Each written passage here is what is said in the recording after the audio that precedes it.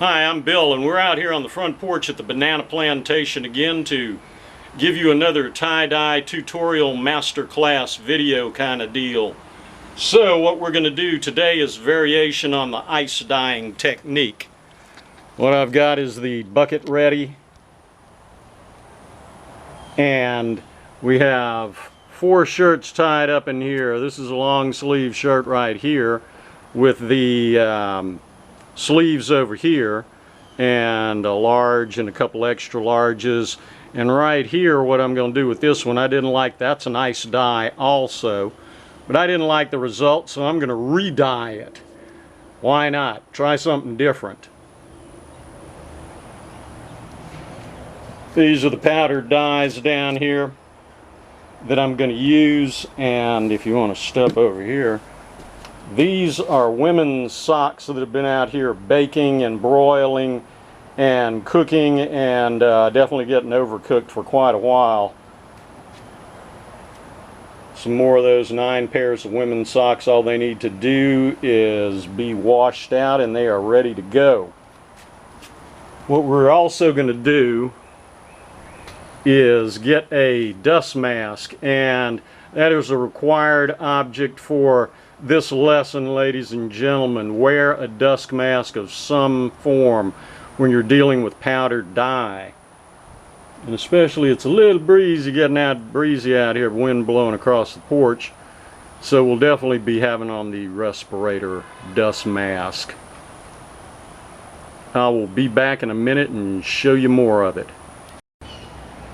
And that's what I'm talking about when I'm talking about a dust mask respirator type deal. You need to wear one of these when using powdered dye. What I'm going to do is I'm going to take the powdered dye and I'm going to take one of these little things and I'm going to spread dye. There we go. And spread dye just in any fashion you really want. Putting wild colors next to each other, or putting them in rows, or filling in wedges or whatever. And we're going to do the dye technique application next, and I'll stop and show you the progress along the way.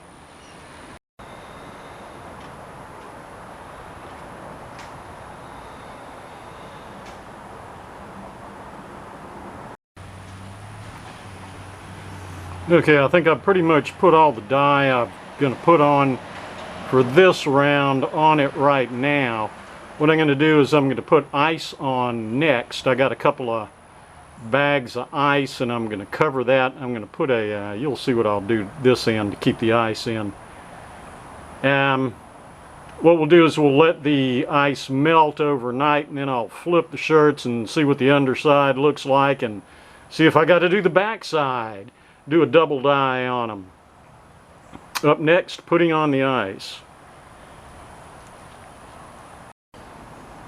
Alright, I've put the ice, applied the ice to the dyed shirts, and we're going to let the ice melt. I'm going to put a lid on it, take those socks off there and wash them out, and put that top over the ice, and like I say, let it set for at least 24 hours, and we'll come back and check on the underside of it, see if it needs more dye, and take it from there. And this is what these shirts that I did yesterday look like after the ice has melted and carried the dye through them.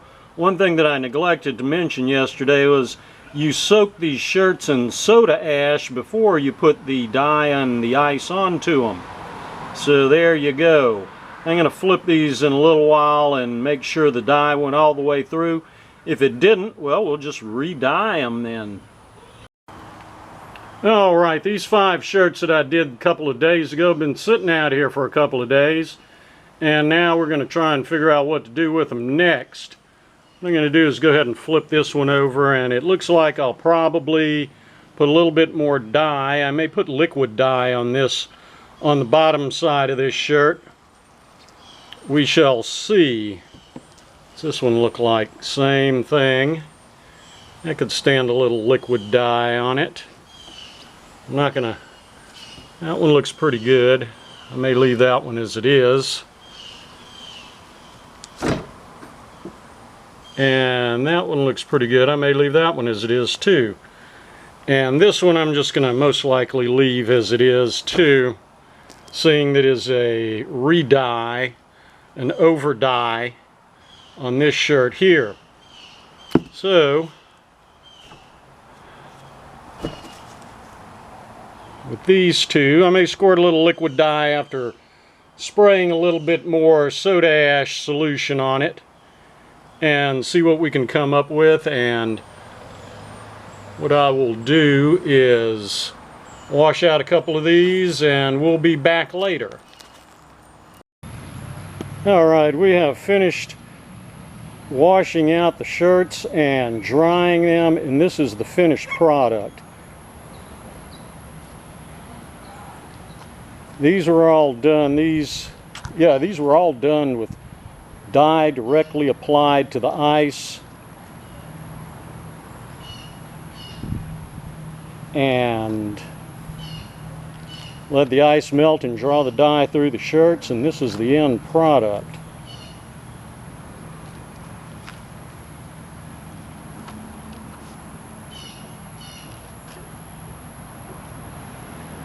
And this last one over here was the shirt that I double ice dyed.